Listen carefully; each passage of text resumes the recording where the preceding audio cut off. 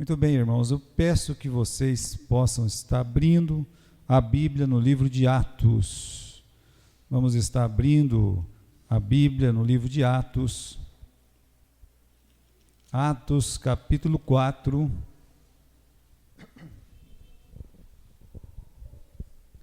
Versículo 23.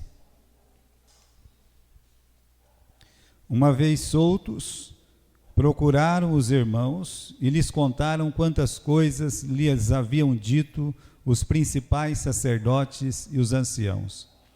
Ouvindo isto, unânimes, levantaram a voz a Deus e disseram: Tu, absoluto, tu, soberano Senhor, que fizeste o céu, a terra, o mar e tudo que neles há, que disseste por intermédio do Espírito Santo pela boca de Davi, nosso pai, teu servo. Porque se enfureceram os gentios e os povos imaginaram coisas vãs. Levantaram-se os reis da terra e as autoridades ajuntaram-se a uma contra o Senhor e contra o seu ungido. Porque verdadeiramente se ajuntaram nesta cidade contra o teu santo servo Jesus, ao qual ungiste Herodes e Pôncio Pilatos, com gentios e gente de Israel, para fazerem tudo o que a tua mão e o teu propósito predeterminaram. Agora, Senhor, olha para nossas ameaças e concede aos teus servos que anunciem com ousadia a tua palavra, enquanto estendes a mão para fazer curas, sinais e prodígios por intermédio do nome do teu santo servo Jesus. Tendo eles orado, tremeu o lugar onde estavam reunidos, todos ficaram cheios do Espírito Santo e com intrepidez ou ousadia eles anunciaram a palavra de Deus. Irmãos, o ano de 2019 para nós, ele foi maravilhoso, especialmente para a igreja. E creio que para muitos irmãos desta igreja foi um ano maravilhoso. Foi muito bom. E o ano de 2020, ele pode ser melhor ainda. Cada ano de nossa vida, ele pode ser o melhor ano. Então, se o ano 19 foi bom, então o ano de 2020, ele pode ser muito melhor. Se reparar, a gente falou aqui naquela virada do ano, quantas coisas maravilhosas Deus fez para nós, na nossa igreja. Como foi um ano de vitórias, com pessoas se achegando na casa do Senhor, pedindo entrada na igreja, pessoas sendo batizadas, um novo trabalho nascendo, sendo criado. Olha, é um ano realmente espetacular, um ano abençoado, um ano que grandes coisas fez o Senhor por nós, por isso estamos felizes. Não é assim que diz o salmista? Então foi um ano muito bom, mas o ano de 2020, ele pode ser melhor. Como ele pode ser melhor? Quando nós descobrimos que em qualquer área, a gente pode investir em qualquer dessas áreas importantes, chaves da igreja, que ainda temos muita deficiência, e se investir nessas áreas, o que vai acontecer? As coisas vão ser melhor ainda. Que tipo de área, pastor? Olha, hoje nós vamos falar de oração, investir nessa área de oração. Mas não tem só essa área. Nós podíamos falar, por exemplo, na área de evangelismo. Nossa igreja ainda pode crescer muito nessa área, de sair evangelizando as pessoas, cidades. Área de louvor. Eu sei que muitas pessoas são dedicadas nessa área e agradeço a Deus por isso. Mas nós podemos melhorar ainda mais em pessoas, em indivíduos, como fazer com que as pessoas cresçam espiritualmente dia a dia na sua vida e até mesmo dentro da igreja, sendo usado cada vez mais na casa do Senhor. Investir, meus irmãos, nos nossos lares como famílias, trabalhar a igreja nessa área, a área do casamento, a área de criação de filhos. Então veja só, nós temos muito para melhorar. E se nós reconhecemos que temos muito que melhorar, olhando para o ano que passou, de 2019, que acreditamos que foi bom, e sabendo que estamos aí deixando a desejar em tanta coisa. Se a gente melhorar, o que vai acontecer com o ano de 2020? Vai ser bem melhor. Então é isso que nós vamos fazer em algumas mensagens no começo deste ano, né? Nós vamos falar sobre oração hoje, essa área que eu acredito que é uma base, uma das mais importantes da igreja, que realmente faz toda a diferença na igreja. Investir em oração, né? Investir em oração. A igreja que nós vamos falar hoje, que é a igreja de Jerusalém, tá? Essa igreja, ela investia em oração, porque ela se movia em oração, a esfera dela toda foi através da oração. E por isso, irmãos, a gente vai usar só, né? Não é que nós vamos usar só essa igreja, né? Mas somente o livro de Atos, esse vai ser o nosso ponto, o livro de Atos, para ver como é que a igreja, ela chegou nesse ponto de se mover através das orações. A importância das orações na vida desta igreja. A gente vai perceber que isso não foi por um acaso. O princípio foi realmente uma necessidade, mas não foi por um acaso não. A oração na igreja primitiva, veja só, nós lemos uma passagem aqui no capítulo 4, que o carro já estava andando. É porque é a primeira oração realmente completa, assim, que as pessoas estão falando para nós, o que foi dito na oração. Mas não é a primeira oração que a igreja faz no livro de Atos. Essa aqui é a descrição da primeira oração. Agora, irmãos, a oração, ela foi o substituto dos olhos e dos ouvidos da igreja. Quando Jesus estava no mundo, é importante pensar nisso, ele estava visivelmente no mundo, ele estava fisicamente no mundo, as mãos dele tocaram as pessoas, o próprio apóstolo diz isso lá em 1 João, ele se movia, os seus pés andavam. Então o que a igreja fazia? Conforme a cabeça andava, o corpo ia atrás.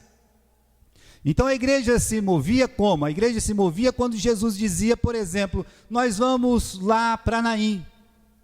Vamos para Naim. Então ele caminhava para Naim e a sua igreja caminhava atrás em Naim. Chega lá em Naim, ressuscita o filho da viúva de Naim. Depois ele sai de Naim. Agora nós vamos sair daqui, nós vamos atravessar por Samaria. Lá vai a igreja atravessando por Samaria. Eles não querem que o Senhor Jesus entre aqui. Não tem problema, nós damos a volta, né? Vamos lá para Jerusalém. Quantas vezes Jesus dizia, vamos para Jerusalém, vamos lá para Jericó, vamos para Samaria. E Jesus falava, e eles seguiam. Jesus andava e os passos deles podiam pisar nos passos das sandálias de Jesus. Isso era uma forma de guiar. Acontece, irmãos, que Jesus ele foi morto na cruz. Depois de 3 dias, o que aconteceu? Ele ressuscitou. E passou por 40 dias, ele esteve andando neste mundo. Só que já com um corpo glorificado. Às vezes estava, às vezes não estava com a sua igreja. Repare a diferença. Era presente e era ausente. Então ele entrava no meio da igreja, que a igreja estava reunida pelas paredes, a paz esteja convosco. Tinha uns que estavam, outros não, como o caso de Tomé.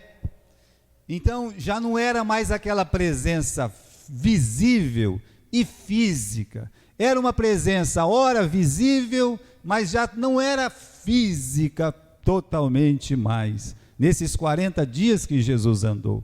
Mas ainda eles estavam com Jesus. Agora, quando deu os 40 dias, e Jesus subiu lá para o céu, a igreja ficou olhando Jesus subindo devagarzinho, o que acontece?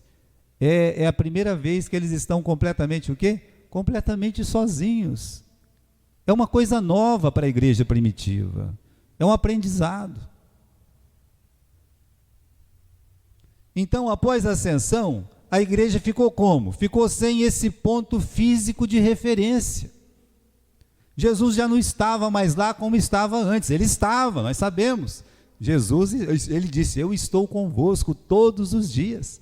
Nós sabemos que Jesus está com a gente. Né? Então, meus irmãos, tem aquela passagem dos 40 dias, que Jesus não estava presente, e Pedro, mais alguns apóstolos, né, liderados por Pedro. Pedro disse: eu vou pescar, quem quiser ir vai, quem não quiser que fique. Então pelo menos 7 dos 12 apóstolos, eles foram pescar. Já pensou? Eles pegaram, resolveram e foram pescar. Cadê Jesus para nos liderar, né? Cadê Jesus para a gente seguir os seus passos? Veja que a coisa não estava muito certa na cabeça deles ainda, e Jesus até chamou a atenção de Pedro naquele dia. A oração fez o quê? A oração trouxe de volta aquele contato que eles tinham com Cristo. Vamos voltar para o capítulo 1, meus irmãos, vamos lá, né? Vamos ali no capítulo 1, o que vai fazer sem esse corpo presente? Então a igreja, ela passa por uma nova fase agora, e essa fase é a fase da oração mesmo. A oração fez o quê? Deu aquela sensação de presença viva de Cristo no meio deles. Repare, no capítulo 1, no versículo 11, é quando Jesus, ele sobe aos céus, né? E no versículo 12, eles estão voltando para casa, depois de estar lá naquele monte, em Betânia, eles voltam. Olha lá, versículo 12 do capítulo 1. Voltaram para Jerusalém, do monte chamado Oliveira, que dista daquela cidade uma jornada de um sábado. Quando ali entraram, subiram para o cenáculo, onde se reuniram Pedro, João, Tiago, André, Filipe, Tomé, Bartolomeu, Mateus, Tiago, filho de Alfeu, Simão, Zelote, Judas, filho de Tiago. Todos estes perseveraram unânimes em oração com as mulheres. Então, qual foi a primeira coisa que a igreja fez? Ela orou, ela perseverou em oração. Então, a oração foi o elo que os ligou a Cristo novamente, trouxe aquela presença viva de Cristo e ligou eles uns aos outros, mas também ligava a pessoa de Cristo. Existem algumas coisas invisíveis que nos ligam a Cristo. Por exemplo, a nossa fé, que não somente nos liga a Cristo, mas nos liga uns aos outros. Se você crê diferente de mim, você não vai ficar nessa igreja. É muito difícil. Então a nossa fé, ela nos liga, ela faz um elo entre nós. Uma outra coisa que nos liga é esse amor de Jesus, o amor de Cristo por nós, o nosso amor por Ele. Então, são coisas invisíveis que nos ligam uns aos outros. Mas a coisa visível, meus irmãos, que realmente nos liga, uma delas, e é sobre ela que nós vamos falar hoje, é a oração. Está aqui esse exemplo do capítulo 1, no versículo 14. O que a igreja está fazendo? Qual que é a primeira coisa que a igreja fez depois que Jesus foi assunto ao céu? Qual foi? Orou. Está aí. Eles se reuniram no cenáculo, e agora o que nós vamos fazer? Vamos orar. E eles continuaram, perseveraram em oração, como está escrito. E a segunda coisa que eles fizeram? Bom, a segunda coisa que eles fizeram está no versículo 24, que começa assim o versículo 24. Eles queriam eleger um substituto para Judas Iscariotes. E como é que nós vamos substituir uma pessoa? Como é que nós vamos colocar alguém no lugar do traidor? Então eles tiveram uma ideia. Qual que é a ideia? Vamos fazer o quê? Versículo 24. E oraram e disseram: Tu, Senhor, que conhece o coração de todos, revela-nos qual destes dois tens escolhido, porque tinha 2 nomes ali que entravam naquele quadro de qualificação, mas quem seria, né? Qual dos 2? Então eles colocaram aquilo em oração. Eles não tinham mais a pessoa física de Jesus. Se Jesus estivesse ali, eles iam perguntar: Senhor, mas qual dos 2 o Senhor quer que a gente coloca, né? Então Jesus talvez teria dito: olha, você coloca esse aqui, né? Mas não tinha mais aquela pessoa, não tinha mais aquela voz audível, né? Então agora, meus irmãos, eles tinham que fazer o quê? Eles tinham que orar. Então, na verdade, a oração ligava eles novamente a pessoa de Cristo, era uma presença viva, é como se estivesse falando mesmo com Jesus, e é assim que deve ser a oração, é você sentir que você está falando pessoalmente, porque é isso que acontece, quando nós oramos, nós estamos falando pessoalmente com Deus, nós estamos conversando com Deus, Deus conversa com cada um de nós quando lemos a Bíblia, você leu a Bíblia, Deus está falando com você, e como é que eu faço para falar com Deus? Bem, você tem que orar, você tem que chegar, ir lá na sua casa, entrar no seu quarto, fechar a porta, orar para Ele, conversar com Ele, ter esse momento pessoal, individual com Deus. Então é assim, a igreja fez isso no coletivo. Então o primeiro ato, oração. O segundo ato, a oração. Meus irmãos, no capítulo 3 nós temos o primeiro milagre relatado. Não que tenha sido o primeiro milagre do livro de Atos, mas o primeiro milagre identificado numa passagem, que foi a cura do coxo, que ficava na frente da porta formosa do templo. Então, por que aconteceu aquele milagre? O que levou aquele milagre? Irmãos, quando a gente começa a ler o capítulo 3, Pedro e João subiram ao templo para fazer o quê? Eles encontraram o coxo, eles encontraram uma pessoa que pediu esmola para eles, estava lá jogado naquela porta, me dá uma esmola, e tanto Pedro quanto João, fitando os olhos nele, disseram, nós não temos dinheiro para te dar, mas aquilo que nós temos, nós vamos te dar, em nome de Jesus, olha, levanta, anda, e isso aconteceu. Mas por que tudo isso aconteceu? O versículo 1, dá a resposta para nós. Sabe por que tudo isso aconteceu? Porque eles foram lá para fazer o quê? Uma oração. Meus irmãos, até quando nós buscamos esse momento de oração, e em momento de oração, Deus ele vai agindo, veja como é importante a oração na igreja, e infelizmente é um culto tão desprezado na nossa igreja, dá até dó às vezes de algumas quartas-feiras, chega a doer o coração e os olhos, porque é na oração, meus irmãos, que muita coisa na vida se move, tudo vai se movendo, e aqui, não somente o primeiro ato, mas o segundo ato, como a primeira, o primeiro milagre, fez o que?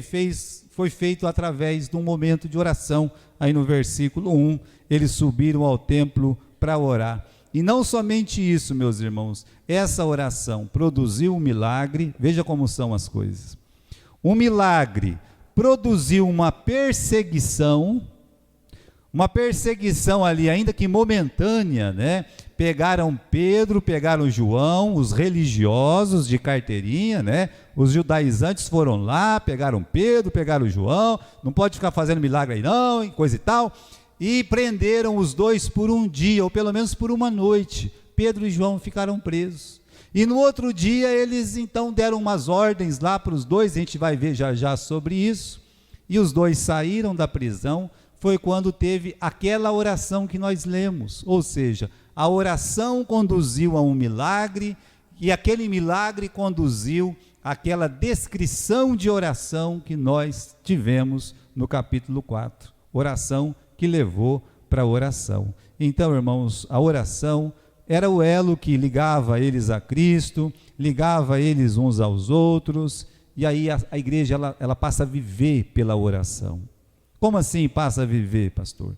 Bem, nesse momento em que os dois foram presos, eles receberam uma ordem, as coisas começaram a ser inéditas na vida deles, A oração fez o quê? Deu ousadia para enfrentar essas ordens contrárias que nós encontramos no mundo. Eles encontraram uma bem bruta, No capítulo 4, no versículo 18, dá uma olhadinha comigo aí, quando Pedro e João foram presos, no dia seguinte eles soltaram, mas antes de soltar os dois, veja só, versículo 18, chamando-os, ordenaram-lhes que absolutamente não falassem, nem ensinassem no nome de Jesus. Mas Pedro e João lhes responderam, julgai se é justo diante de Deus, ouvir-vos antes a vós, outros do que a Deus. Veja, na prisão, eles receberam uma ordem, E a ordem foi bem assim, como está escrito aqui no texto, eu até sublinhei, né? Ordenaram-lhes que absolutamente, olha, vocês não vão fazer isso de jeito nenhum. Veja só, absolutamente, né? Não falasse nem ensinasse no nome de Jesus. Eu não posso nem falar de Cristo, eu não posso ensinar Jesus Cristo. Olha que desafio, eu fico pensando, que desafio medonho para os professores seculares que são cristãos, com essa imundície chamada ideologia de gênero hoje, essa maldição que veio lá do inferno para atormentar muitas famílias. Veja só, uma professora cristã, um professor cristão, uma mãe cristã, um pai cristão, amarrado de pés e mãos, amordaçado na sua boca, não vai poder falar de Jesus Cristo? É engraçado que na prisão, na cadeia, pode, sabia? Lá pode, tem até culto. O irmão Regis, lá de Veracruz, estava me dizendo o seguinte, que esse novo diretor aqui do nosso presídio, ele não é crente, porque o crente nunca fez isso, o antecessor era crente, mas esse que não é crente, ele foi reparando que os cristãos lá dentro, as pessoas que estavam trabalhando com a fé, com a Bíblia, estava tendo bons resultados. Então ele disse, olha, eu vou construir um espaço aqui dentro para se fazer culto. O ímpio tomou essa decisão e fez isso. Lá hoje tem um espaço separado para quê? Para que as pessoas possam cultuar a Deus, mas na escola não pode. Nossas criancinhas não podem. Pode assistir televisão ensinando um monte de porcaria. Pode as porcarias dos livros deste mundo encher a cabecinha deles com um monte de imundície, mas a palavra de Deus, a santa palavra, a semente sagrada, aquilo que produz a fé, aquilo que muda a vida de uma pessoa, aquilo que transforma, que leva aquela criança para o céu, aquilo não pode ser ensinado nas escolas. Veja só, é uma ordem. Absolutamente eu digo para vocês que não falem nem ensinem no nome de Jesus. E o que vai fazer diante de uma ordem dessa? Bem, primeiro verbalmente eles disseram, olha, é mais importante obedecer a Deus do que a vocês. Já saíram de lá falando isso. Mas quando eles voltam para casa, quando eles entram lá naquele cenáculo, quando eles voltam para o seio da igreja, quando eles estão juntos novamente com todos os irmãos, com aquele monte de gente ali, na mesma fé, na mesma ordem, então eles começam a fazer o quê? Uma oração. Essa do capítulo 4, versículo 23, uma vez soltos, procuraram a igreja, os irmãos, e lhes contaram quantas coisas haviam dito os principais sacerdotes e anciãos. Chegaram na igreja e disseram, igreja, nós temos uma coisa para dizer para vocês. Aquele milagre que foi feito na Porta Formosa, nos levou para a prisão, para a cadeia, e saindo de lá, eles deram um ultimato para nós. A nossa igreja está debaixo do ultimato, a nossa igreja está debaixo de uma ordem aí, uma ordem civil, e essa ordem é para que absolutamente não falemos, e também não ensinemos no nome de Jesus. O que a igreja fez? Versículo 24, ouvindo isto, todos, não é uma pessoa ou duas, todos, toda a igreja, unânimes, eles levantaram a voz a Deus e disseram, tu soberano Senhor. A tradução aqui, meus irmãos, deixa um pouco a desejar, porque eles estão dizendo, tu és o Deus absoluto, a palavra soberano aí quer dizer absoluto. Veja só, absolutamente não falasse, então eles olham para Deus e dizem, Deus, o Senhor é que é absoluto nas nossas vidas, o Senhor é que manda em nossas vidas, é o Senhor que nós devemos obedecer. Eles falam isso em oração, eles colocam o coração deles nessa oração, e eles estão dizendo, chamando Deus de absoluto, Senhor absolutamente. Então, o absolutamente dos homens esbarra na onde? No Deus absoluto. E aí, meus irmãos, tem esse encontro. Sabe, uma vez eu estava estava vendo uma reportagem do Roberto Jefferson, e ele foi interrogado, né? Se esse exército vermelho se levantar, ele disse, calma, vai trombar com o exército verde-oliva, né? Aí o camarada não perguntou mais nada, né? Então, meus irmãos, esse mal, esse poder das trevas, esse inimigo que se levanta, ele tromba com Deus. Ele trombou com Deus. E ele trombou com Deus na oração, tem mais essa. Não foi em qualquer lugar, não. Trombou com Deus, com os irmãos orando ali, uns de joelhos, outros de pé, clamando com mão levantada, ou cabeça erguida, ou cabeça baixada, mas clamando a Deus. E disse, vai trombar com Deus. E trombou com o Senhor. A oração fez o quê? Deu coragem para eles, irmãos. Olhando na oração deles, eles lembram de uma passagem de Davi, que Davi fala aqui no versículo 25, no versículo 26, porque se enfurecem os gentios, os povos imaginam coisas vãs, levantam-se os reis da terra, as autoridades se ajuntam, né? Contra o seu ungido. Então eles lembram de passagens bíblicas e falam, mas não é isso que aconteceu, não juntou Herodes, não juntou Pilatos, não se uniram todos contra Cristo. E eles lembram que isso foi da vontade de Deus, que Cristo soberano, ele ressuscitou, mataram Cristo, mas Cristo, ele ressuscitou. Meus irmãos, a oração, ela está baseada em promessas bíblicas, promessas divinas. Então aqui, quando eles oram com base na palavra de Deus. Assim, Senhor, não é a primeira vez que os inimigos se levantam, e eles vão ser todos derrotados, como aconteceu no tempo de Davi. Então, eles encontram na palavra uma promessa de Deus, que frustraria os planos dos opositores. Eles fazem um pedido para Deus. Qual é o pedido deles? No versículo 29, dá uma olhadinha. Agora, Senhor, olha para as suas ameaças, e dá aos seus servos que anunciem com toda a ousadia a tua palavra. Eles estão dizendo, Senhor, eu peço que o Senhor olhe a ameaça deles, mas eu peço que o Senhor trabalhe no nosso coração, porque eles saíram de lá, meus irmãos. Não adianta a gente falar que não tem, porque a gente tem, o ser humano ele tem o quê? Ele tem temor, ele tem medo. Quando vem uma lei, nós tememos. Então eles pedem para Deus o seguinte, Senhor, não faça com que essa ordem tire a nossa coragem, a nossa intrepidez, a nossa ousadia.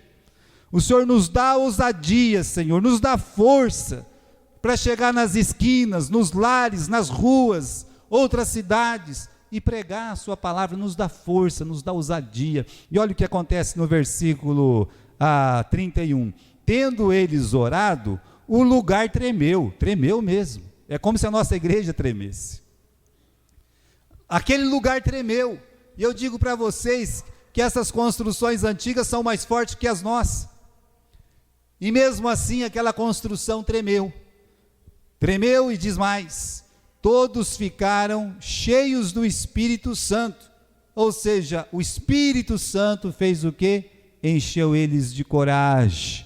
Versículo 31, e com intrepidez, ou seja, com coragem, com ousadia, eles anunciavam a palavra de Deus. Pronto, não era para ficar quieto?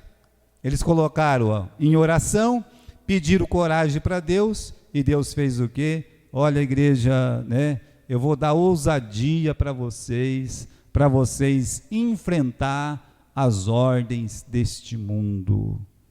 E a igreja aprendeu isso, em oração, colocou isso em oração. Tem coisas acontecendo que está acima do nosso poder, que nós não podemos controlar. Existe. Então o que nós temos que fazer? Orar até que a terra trema. Se a terra não tremer, pode ser que o teu coração trema. Se pelo menos o seu coração tremer, já está bom. Contanto que te dê essa intrepidez, te dê essa força, te dê essa coragem. Veja como foi importante a oração naquele momento para a igreja. Que a igreja foi chamada ao silêncio, chamada a se calar. A oração, irmãos, é uma coisa maravilhosa na igreja. Ela produz ecos inesperados. Veja, algumas passagens das Escrituras, como a de Estevão e de Cornélio. São dois casos muito parecidos, tanto de Estevão quanto de Cornélio. Por quê? Porque quando nós começamos a orar, ou uma igreja começa a orar, ela vai encontrar eco, ou seja, a oração, ela encontra eco em outros lugares. Como assim, pastor? Não estou conseguindo entender. Às vezes a pessoa começa a ligar o celular, chega na casa de alguém, chega em algum lugar, como é que é a senha do Wi-Fi aqui? Não fala isso, uma coisa dessa? Porque ela quer se conectar, ela quer falar, ela quer, ligar, ela própria na rede. Agora, muito antes disso, Deus tem a rede dele, sabe? Deus tem a rede. E quando você começa a orar, então, aquele som, ele começa a atravessar as barreiras. O primeiro caso que nós temos é justamente o caso de Estevão, quando ele estava sendo apedrejado. Depois de uma disputa contra aqueles judeus a respeito da palavra de Deus, a respeito de Cristo, então aquele povo com raiva apedrejou o Estevão. Mas antes dele morrer, a palavra de Deus diz que ele olhou para o céu e viu o céu aberto. Ele viu. E antes que as pedras o tombassem ao chão, a palavra de Deus diz que ele orou ao Senhor. E quem estava olhando tudo aquilo, reparando, era um jovem, talvez um rapazote, olhando, segurando as vestes daqueles que estavam apedrejando, que era Saulo, o Saulo de Tarso, que futuramente se tornou o apóstolo Paulo. Aquela oração, qual oração? Abra comigo aqui no capítulo 7, no final do capítulo 7 do livro de Atos, tá? Abra aí, no versículo 59, diz que apedrejaram Estevão, que orava e dizia: Senhor Jesus, recebe o meu espírito. Então, ajoelhando-se, clamou em alta voz: Senhor, não lhes imputes este pecado. Com estas palavras adormeceu, e Saulo consentia na sua morte. Veja, ele está orando. Tem um espectador especial. Esse espectador, apesar dele participar e concordar com aquilo que está acontecendo, ele está à parte. Ele não joga pedra porque talvez não tenha idade para isso. Mas ele está vendo, concordando. Mas uma coisa mexe. Uma coisa que mexe mesmo é aquela oração. Parece que é uma oração vazia, solitária. Parece que ninguém está ouvindo. Ele clamando ali sozinho contra todos aqueles adversários o apedrejando. Senhor, recebe o meu espírito. Não impute nele, Senhor, este pecado. Aquele jovem vendo um homem entregar seu espírito para Deus. Aquele homem vendo os seus inimigos sendo perdoados por aquele que tombava a morrer naquele momento. E se impressiona. Quando Jesus Cristo lá na cruz disse: Senhor, perdoa-os, eles não sabem o que eles estão fazendo. Lembra do que disse o centurião lá? Verdadeiramente esse homem era justo. São frases que impressionam. Bom, Estevão morreu, teve uma perseguição maior ainda, a igreja se espalhou para todo lado, passou algum tempo, Saulo cresceu, se tornou um nome, se tornou um renome, se tornou um valente, um perseguidor absoluto da igreja, até naquele caminho de Damasco, a luz do meio-dia brilhar, a luz de Deus brilhar mais forte que a luz do sol do meio-dia, e a voz de Deus chamar ele. Jesus chama ele pessoalmente: Saulo, Saulo, por que me persegues? Veja, irmãos, ali, aquele momento é um momento da oração de Estevão. Aquilo é um eco da oração de Estevão. Eu sou Jesus a quem tu persegues. Acabou a carreira de perseguidor. Nasce um cristão. A oração sua, você não sabe o eco, aonde aquilo vai ser alcançado.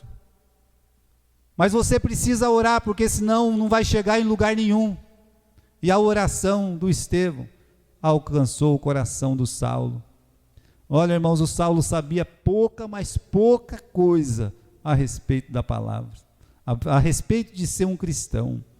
Mas quando ele estava lá na casa de Judas, na rua direita de Damasco, ele estava sozinho, ele estava cego. A Bíblia diz que tudo isso, mas a Bíblia diz que ele estava orando. Ele só parou de orar quando a mão de Ananias foi colocada na sua cabeça e o Ananias disse: irmão Paulo, o Senhor Jesus me enviou aqui, ele me enviou aqui para te curar. E depois ele foi batizado. Repare bem, oração que se ligou a uma oração, fez um eco. Saulo estava orando, e Saulo foi encontrado orando por Ananias. Essa oração que nós fazemos, ela não é vã, ela não volta vazia. A igreja precisa aprender a orar. E um fato, meus irmãos, mais evidente ainda, é a oração do capítulo 10 de Cornélio. Ele nem crente era. Veja só, uma pessoa que não é crente, ela está orando, vai encontrar o eco, a oração dela vai encontrar o eco em alguma igreja, como aconteceu com o Macedônio. O Macedônio não tinha igreja, o Macedônio não conhecia a palavra, o Macedônio não tinha Cristo, o Macedônio estava perdido, o Macedônio estava indo para o inferno, mas o Macedônio estava dizendo: Senhor, nos ajuda, Senhor, nos ajude a encontrar a verdade. Então a oração daquela pessoa desesperada. E veja aqui no capítulo 10, que há muitas qualidades em Cornélio. Ele era justo, ele era temente a Deus, e de contínuo ele orava 3 vezes por dia, estava sempre orando ao Senhor. E aí então, numa dessas orações, um anjo aparece e disse: Cornélio, as tuas orações foram ouvidas. Mas ela tinha que trombar no coração de alguém aquela oração. Os anjos não vão descer para pregar o evangelho. Então, olha, Cornélio, manda ali alguém chamar Pedro, né? Pedro está lá na casa do Simão, o curtidor, em Jope. Cornélio morava em Cesareia, não era tão longe, mas também não era tão perto. Vai lá buscar o Pedro, porque ele vai ensinar a verdade para você se salvar. Meus irmãos, todo mundo para ser salvo tem que crer no evangelho, crer no Senhor Jesus Cristo. Então ele precisava buscar o Pedro. E eu pergunto, 4 dias depois, a oração dele está indo, o eco da oração de Cornélio vai trombar em quem? Vai trombar num homem que está lá no telhado e está fazendo o quê? Está orando também. Está orando também. Veja só, no capítulo 9, capítulo 10 e versículo 9. No dia seguinte, indo eles de caminho, estando já perto da cidade, subiu Pedro ao eirado, por volta da hora sexta, para fazer o quê? O que ele foi fazer lá? Ele foi orar. Olha, a sua oração, meu irmão, a oração da nossa igreja, ela vai se conectar. Ela vai se conectar com outras orações de outras igrejas ou de indivíduos. Tem pessoas nesta cidade que estão orando para encontrar um lugar, para ouvir a palavra de Deus, para criar os seus filhos no caminho do Senhor. Tem pessoas orando para isso. Mas será que a nossa igreja está orando para isso? Enquanto Cornélio ora para encontrar o caminho da salvação, o Pedro está orando para que Deus dirija ele para levar a palavra de salvação. Uma oração encontra outra oração. Por isso é tão importante a igreja orar, porque produz esses ecos inesperados, como aconteceu com Estevão e como aconteceu com Cornélio. Um outro fato interessantíssimo é o do capítulo 12. Veja lá, a igreja orando, uma oração de uma igreja, de um povo que se dobra ao Senhor. Essa oração, ela quebra algemas, ela quebra ferrolhos mesmo, ela abre algemas. E abre portas também. A situação aqui, meus irmãos, ela é inédita, uma coisa que não tinha acontecido com a igreja ainda. Veja lá no capítulo 12, versículo 1. Não desse jeito.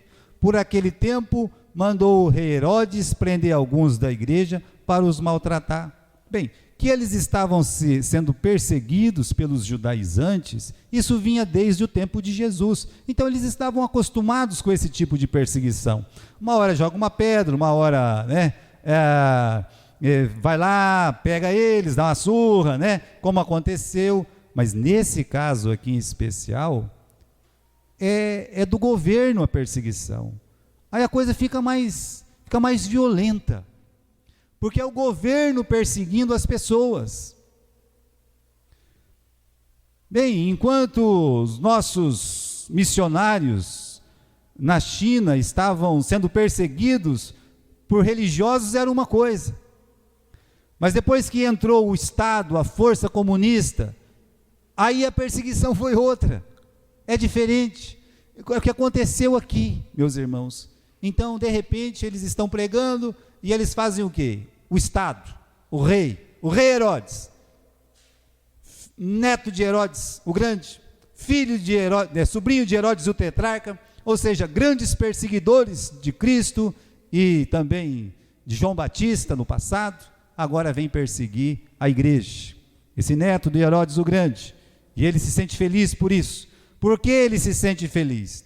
Veja que ele manda prender líderes, e no que ele prende líderes, diz no versículo 2, fazendo passar a fio da espada a Tiago, irmão de João. Ele cortou a cabeça do Tiago. Vou matar um aí, Foi lá, pegou dois, pegou logo Pedro e Tiago, talvez os dois grandes líderes da igreja naquele momento. Então, pegou Pedro, Tiago, colocou na cadeia, fez pomponeta, tapetá, taperruge, pim-pom, Então, Tiago, pegou o Tiago, cortou a cabeça do Tiago, e ele viu uma coisa. Quando ele cortou a cabeça do Tiago, teve gente que soltou o rojão. Versículo 3, visto que isto agradava os judeus, prosseguiu, prendendo também Pedro, e eram os dias dos pães asmos. Perdão, irmão, prendeu o Tiago, depois Pedro. Aí, o que aconteceu? Ele pega o Pedro, e ele encarcera o Pedro, ele faz certeza que tem muitas pessoas segurando Pedro naquela prisão, e a ideia dele é a mesma.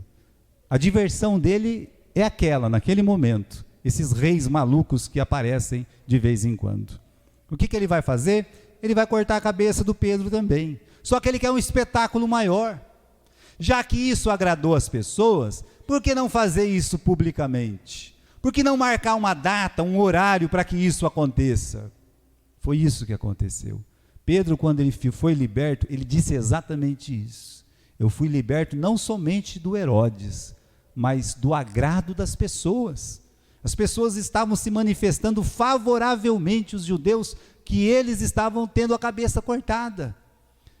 E aí, irmãos, tudo acontece de repente, Pedro está preso, tem 4 soldados beirando ele, tem mais 2 lá na porta, outros a caminho, e aparece um anjo de repente, uma luz brilha na prisão, as suas algemas caem dos pés, das mãos, as correntes que ligavam ele aos soldados também caíram, ou seja, está acontecendo muita coisa naquela noite.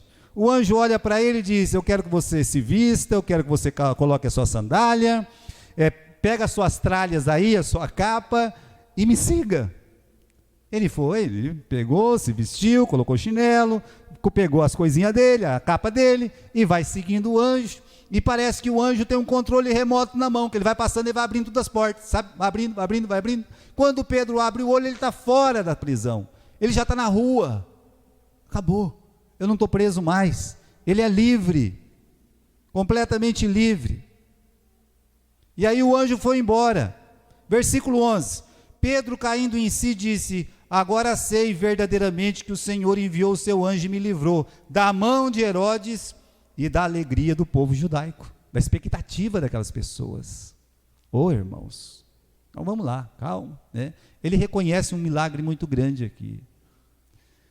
Ele reconhece um milagre muito grande, e a gente pergunta agora, como explicar que as algemas foram quebradas e as portas foram abertas? Como nós vamos explicar isso? O versículo 5 diz assim: Pedro estava preso no cárcere. O Pedro estava preso no cárcere, a igreja não. A igreja podia estar assistindo a novela das 7. A igreja podia estar assistindo o jornal Imundo Nacional. A igreja podia estar dormindo.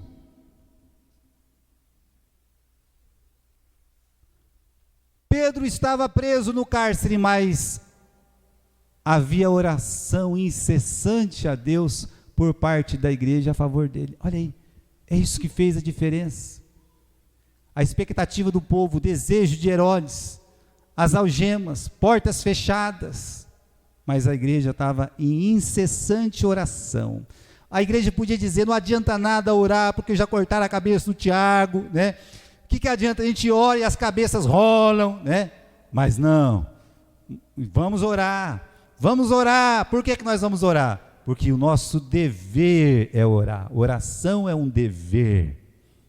Vamos orar. O que Deus vai fazer não nos cabe, mas vamos orar para que Deus livre Pedro. Como nós vamos livrar Pedro? Não somos nós, é Deus que vai fazer, é Deus que pode fazer. Meus irmãos, as pessoas às vezes reclamam, né? Parece que eu estou amarrado, não consigo fazer as coisas, as portas estão tudo se fechando para mim. Por que não experimenta fazer isso? A igreja sabendo e o irmão pedindo, vamos colocar em oração. Coloque em oração. Mesmo o Deus que está em Atos é o Deus que está aqui. O Deus que agiu quebrando algemas, as amarras das mãos e pés de Pedro, pode desamarrar muita coisa na nossa vida também. O Deus que abriu aquelas portas, olha, como explicar a não reação dos soldados? A não ser que Deus, quando Ele abre uma porta, ninguém fecha. Mas isso ensina o livro de Apocalipse. Eu tenho a chave, a porta que eu abro, ninguém fecha, é Ele que abre, mas também Ele pode deixar fechada. Essa é a explicação, meus irmãos. A oração da igreja tem esse poder de quebrar correntes e também abrir as portas. E quando você continua no livro de Atos, um pouco mais sobre a oração, agora é uma outra igreja. É a igreja primitiva também, só que é a igreja de Antioquia. E essa igreja produziu os maiores missionários que nós temos no Novo Testamento, no livro de Atos, que foram Paulo, Barnabé, Silas. E o que acontece aqui nesse contexto? Olha, uma igreja foi organizada de um jeito um pouco estranho, diferente, porque houve uma perseguição por causa de Estevão e alguns cipriotas e sirinenses. Eles foram pregando o evangelho até que encontraram uns gregos lá em Antioquia, pregaram para os gregos e formou uma igreja esquisita lá que não era de judeu. Tinha grego nessa igreja, tinha muito grego. A igreja tinha mais gentil do que judeu. E aí essa igreja então começou a trabalhar, começou a evangelizar. A palavra de Deus foi ensinada por Barnabé naquela igreja. Barnabé foi lá em Tarso, buscou Saulo. Saulo vem, ajuda o Barnabé. Eles estão trabalhando naquela igreja, tem nomes fortes naquela igreja, uma igreja com colunas fortes. E tem mais. É nessa igreja que a primeira vez que eles são chamados de cristãos, ou seja, primeira vez que uma igreja é chamada de cristã, é a igreja de Antioquia. E aí, meus irmãos, essa igreja continua, no capítulo 13, quando você abre logo ali no começo do capítulo 13, o que nós temos? Havia na igreja de Antioquia profeta, mestre, começa a aparecer nomes aqui, né? O Barnabé, ele puxa a fila, seguido por Simeão, Níger, Lúcio, Manaém, e aí finalmente no final da lista tem Saulo. Repare, então se fosse para o homem escolher, o homem escolheria? Pela ordem seria Barnabé e Simeão, ou Barnabé e Níger, ou Barnabé ou Lúcio, Barnabé e Manaém, pela ordem, correto? Mas eles começaram a orar, eles queriam fazer mais para Deus, e quando eles começaram a orar para fazer mais para Deus, então o Espírito Santo se manifesta, e o Espírito Santo diz: olha, separai-me Paulo e Barnabé, né? Ou Barnabé e Saulo, para a obra que os tenho chamado. Mas esse chamamento, essa escolha, essa unção, é fruto de oração. O que a igreja estava fazendo? Ela estava orando. Se queremos que surjam novos missionários, novos pastores, novos líderes, a igreja também precisa orar. Ela não pode produzir, Deus é que produz.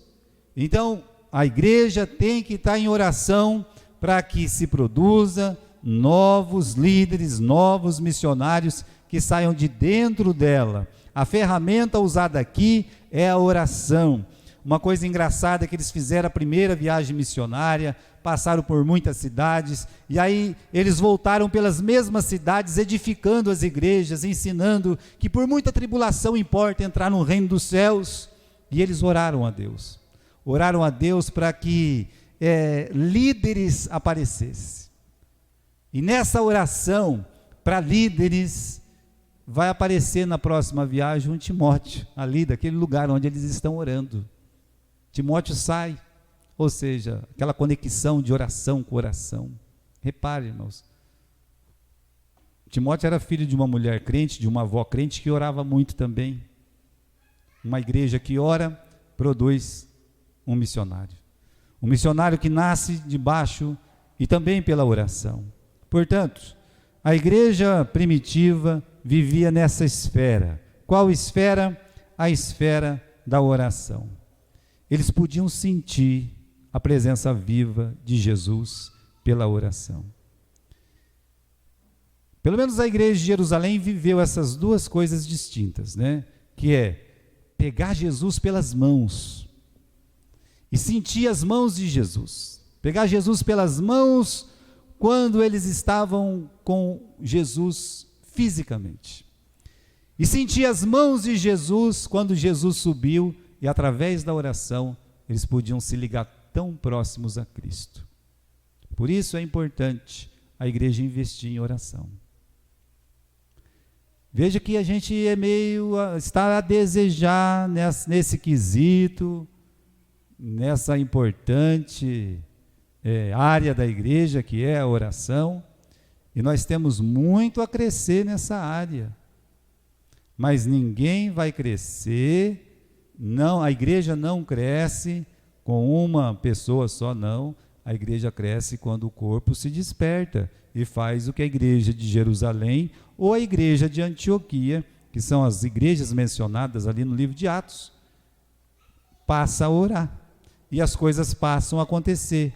Uma terra treme, um coxo anda, um cego vê, os demônios são expulsos, Dorcas foi ressuscitada, o Eutico também foi ressuscitado, pessoas curadas de diversas enfermidades, almas sendo salvas, irmãos, e surgindo novas lideranças. Vai ter diácono, ora, Deus coloca os diáconos. Novos missionários, ora, aparecem novos missionários. Então é preciso gastar mais tempo com oração, investir nesta área. Eu quero terminar, meus irmãos, lendo o livro de Provérbios, capítulo 15 e versículo 8. Vamos ler esse versículo para encerrar a nossa mensagem de hoje. Provérbios, capítulo 15 e versículo 8. O sacrifício dos perversos é abominável ao Senhor, mas a oração dos retos é o seu contentamento. Repare que está no plural também. A oração dos retos é o contentamento de Deus. É como se ele estivesse dizendo, Deus estivesse dizendo: ora para mim porque isso me alegra. Eu quero que vocês orem para mim. Quer deixar Deus contente? Como? Orando. Esse é um passo importante da igreja. Irmãos, nós estamos deixando a desejar nessa área. Eles pensam que eu não reparo, mas eu reparo. Tem dia que eu vejo o papel, todo mundo vai embora e eu fecho a igreja. Eu fecho a igreja. A irmã Bia fica com um papel ali na porta da igreja. Ela distribui pedidos de oração. E antes de eu ir embora, eu estou catando 1 ou 2 papéis, às vezes até 3. Eu pego. Enquanto tiver um papel no chão, mostra o quê? Que nós temos muito a crescer ainda nesta área. Se a pessoa esquece o papel, que dirá de orar durante a semana? Agora, é só as mulheres que têm que orar? Os homens também deveriam receber um papel de um outro homem, talvez.